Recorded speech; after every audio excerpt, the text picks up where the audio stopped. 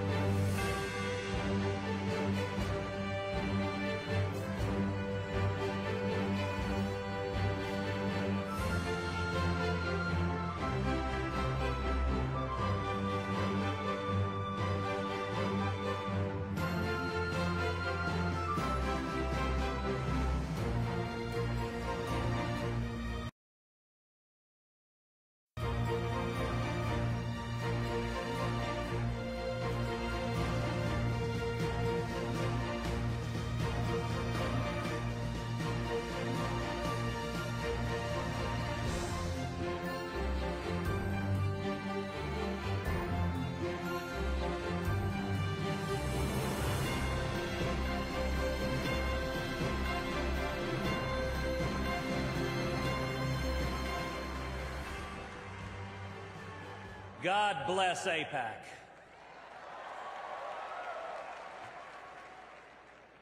I'm thrilled to be here with you today. And let me say at the outset, perhaps to the surprise of a previous speaker, Palestine has not existed since 1948.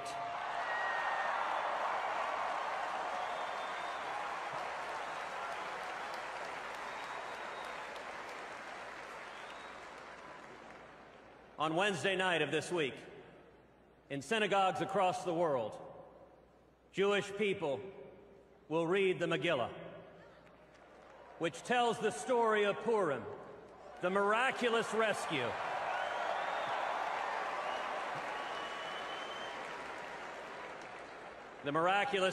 of the Jewish people from the hands of a wicked Persian king. When the evildoer Haman plots to kill the Jews, he describes them as a nation that is scattered and spread out. The Talmud teaches that the Jewish people at the time were divided amongst themselves, and that the lesson is that when the forces of good are divided, evil can prevail. But when we come together in unity, together we can defeat tyrants.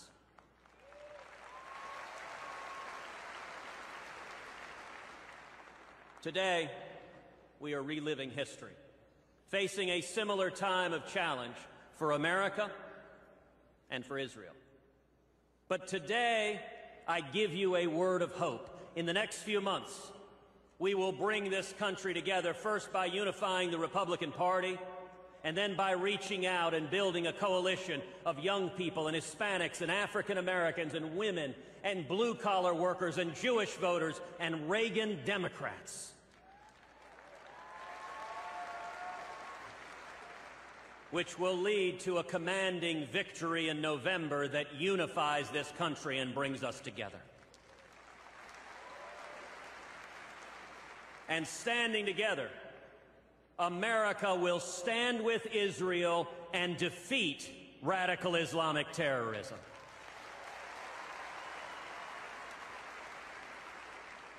I want to thank the delegates, the over 18,000 people here, the 4,000 young people, the leaders of the pro-Israel movement who are gathered here today.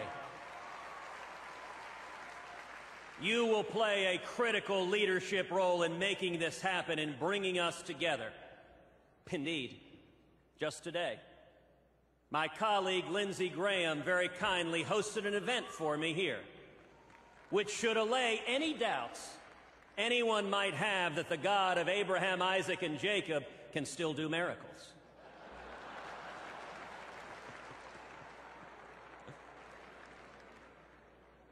I want to begin by asking all of us to remember Taylor Force, a Texan who hailed from Lubbock, an Eagle Scout, a West Point graduate, an Army veteran. On March 8th, he was stabbed to death by a Palestinian terrorist in Israel. The terrorist didn't ask for his passport. Influenced by the relentless campaign of incitement that has fostered genocidal hatred towards Jews, all he cared about was injuring or killing as many civilians as possible. At least 10 people were wounded by the time the terrorist was neutralized. The brutal murder of Taylor Force is yet another reminder that America and Israel are in the fight together against radical Islamic terrorism.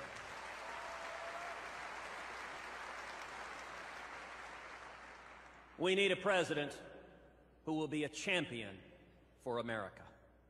And we need a president who will be a champion for Israel.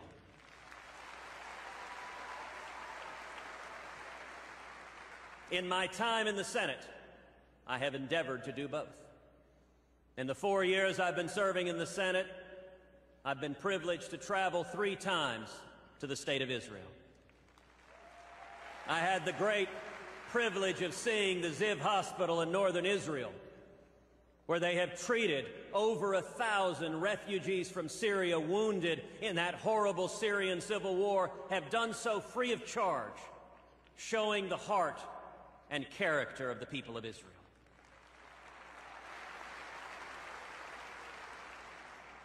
When the nation of Iran named as their ambassador to the United Nations Hamid Abu-Dhabi, a known terrorist who participated in holding Americans hostage in the late 1970s, people in Washington said there was nothing we could do. Well, I was proud to introduce legislation barring Abu-Dhabi from coming to America. That legislation passed the Senate 100-0. It passed the House 435-0, and it was signed into law by President Obama.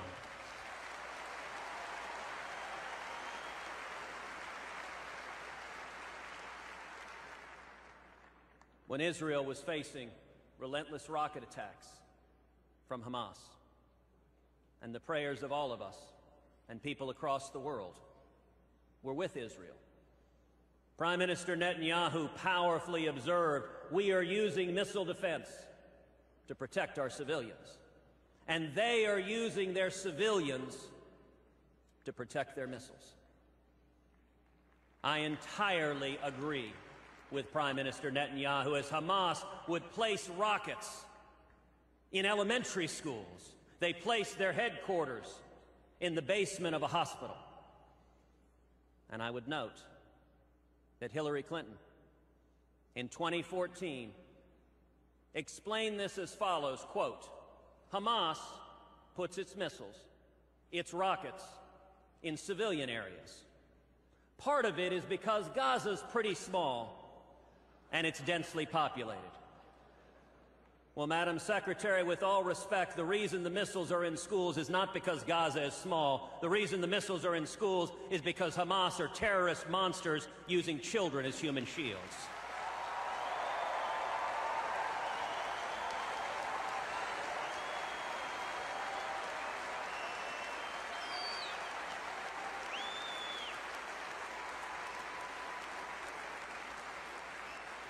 And in response to this atrocity, I was proud to join with New York Democrat Kirsten Gillibrand in authoring a resolution condemning Hamas's use of human shields as a war crime, and that resolution passed both houses of Congress unanimously.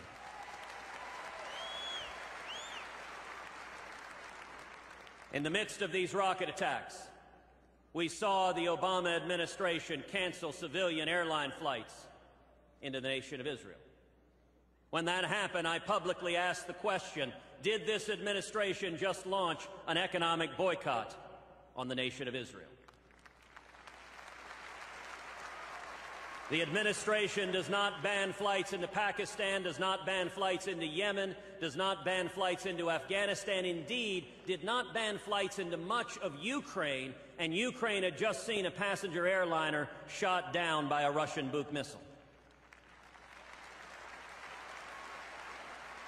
So why exactly was a disproportionate sanction put on Israel? Because one rocket fell harmlessly a mile away from Ben Gurion Airport, one of the safest airports in the world. And why was that time to coincide with John Kerry arriving in the Middle East with $47 million for Gaza that would inevitably end up with Hamas terrorists? Well, when I asked that question, within hours, the State Department was being asked, is this an economic boycott? of Israel. The State Department said that question is ridiculous. We refuse to answer. So I responded, fine, I will place a hold on every nominee to the State Department.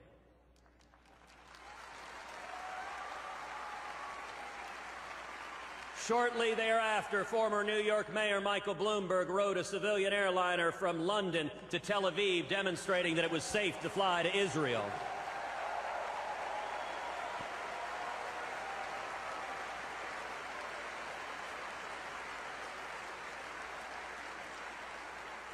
And as a result of Mayor Bloomberg's efforts and my efforts and that of millions of others, the heat and light and attention became too much on this administration, and within 36 hours, the administration lifted its ban on civilian air flights to Israel.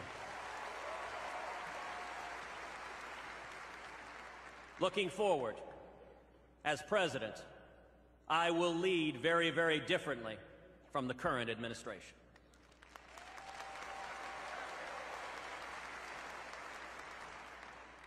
Imagine just a few years ago if I had come to an AIPAC conference and suggested that the Prime Minister of Israel was going to come to America, address a joint session of Congress, and he would be boycotted by the President of the United States, the Vice President of the United States, and every member of the Cabinet. That would have been dismissed as crazy, fanciful, that could never happen, and sadly that is exactly what did happen when Prime Minister Netanyahu came to address Congress.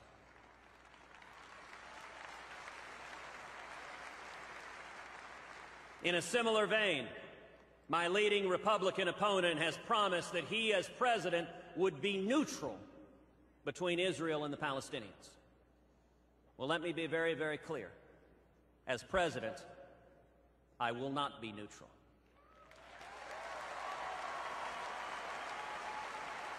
America will stand unapologetically with the nation of Israel.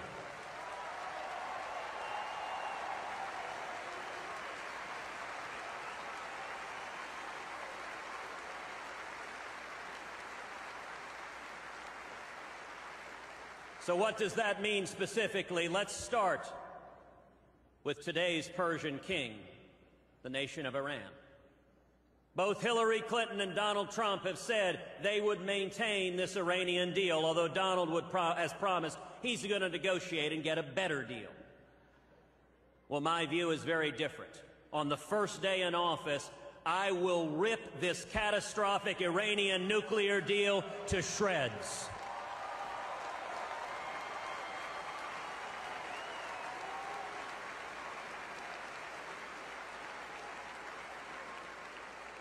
This agreement gives over $100 billion to the Ayatollah Khamenei, the world's leading state sponsor of terrorism.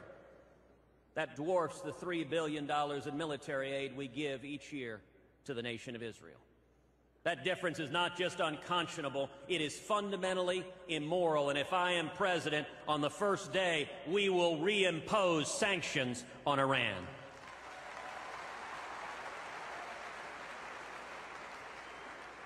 In a mockery of this Iranian nuclear deal, Iran has continued with missile tests, including launching a missile with the words printed on it in both Hebrew and Farsi. Israel should be wiped from the earth. Hear my words, Ayatollah Khamenei. If I am president and Iran launches a missile test, we will shoot that missile down.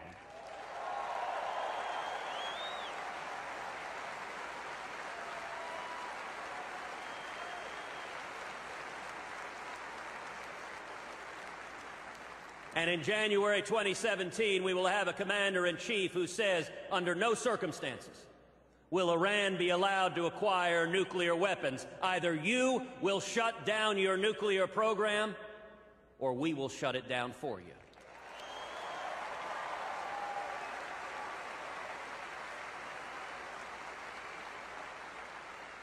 A year ago, when Prime Minister Netanyahu addressed Congress, I was honored to join the great Elie Wiesel on a panel discussion in the Senate about this disastrous Iranian deal. Not a single Democrat was willing to join Elie Wiesel, to sit alongside someone who witnessed firsthand the horrors of the Holocaust, who brings a moral weight and gravity second to none, was both powerful and humbling. And I am convinced, after this election, the American people will stand and say together, never again means never again.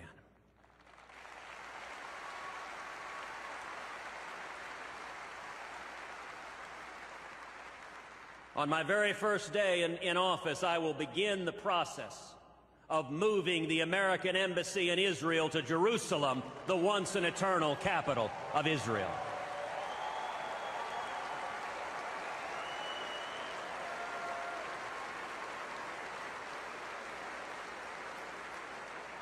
Now, I recognize for years a whole lot of presidential candidates, both Republicans and Democrats, have said that. Indeed, I recognize some candidates have said that standing here today. Here's the difference. I will do it.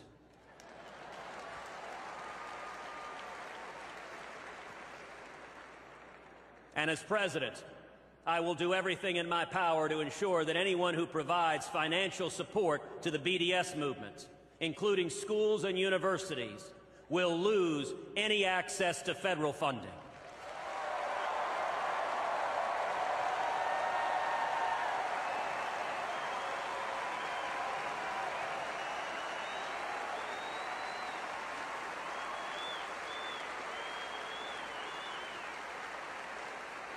And to the extent that they have engaged in illegal behavior, they will be prosecuted to the fullest extent of the law. All of us here understand that Israel is not the barrier to peace. It is the Palestinian Authority in a so-called unity government with Hamas that celebrates the murder of women and children and incites and even compensates the terrorist attacks. If the Palestinians try to push through a United Nations resolution to unilaterally declare Palestinian statehood, America will veto that resolution.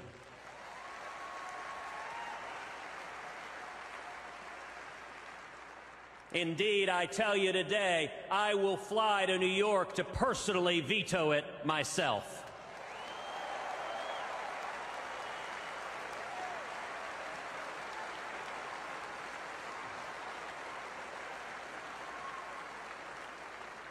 Now, some have asked, why on earth did a Cuban-American Texan become one of the leading defenders of Israel in the United States Congress? Well, I would say there are several reasons. First of all, I understand that standing with Israel benefits America.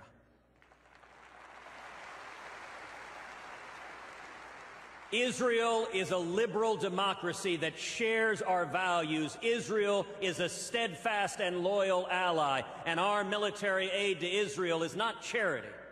It is rather furthering the vital national security interest of the United States of America, whether it is missile defense from Iron Dome to David Sling, or whether it is intelligence and military cooperation.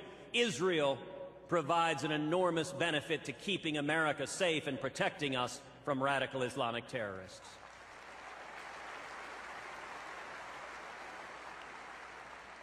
But on a very personal level, for me, much of my view of Israel is framed by my family story.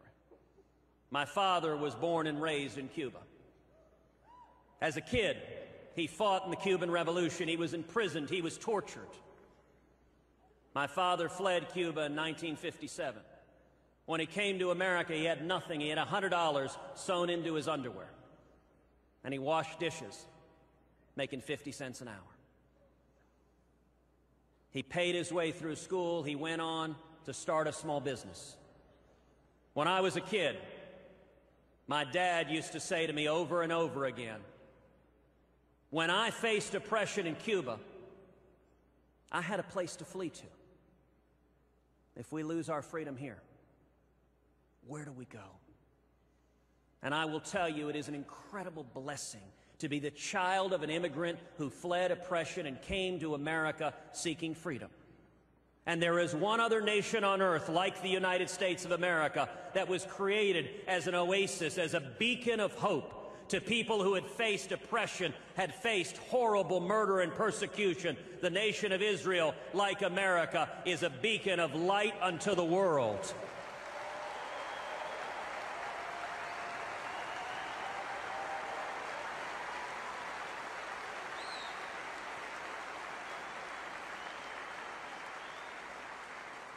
And all of us here understand, as Ronald Reagan did, that peace is achievable only through strength.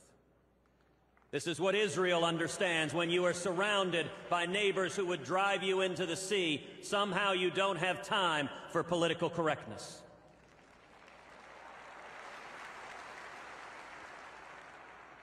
Weakness is provocative.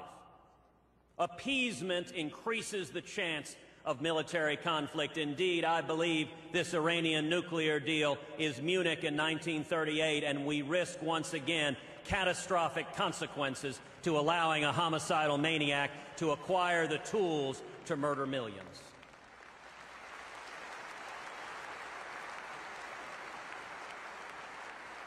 The way to avoid conflict is to stand up to bullies, and it is worth remembering that this same nation, Iran, in 1981, released our hostages the day Ronald Reagan was sworn into office. That is the difference a strong commander-in-chief can make, and together, standing as one, we can and will do it again. Thank you. God bless America. And Am Yisrael Chai!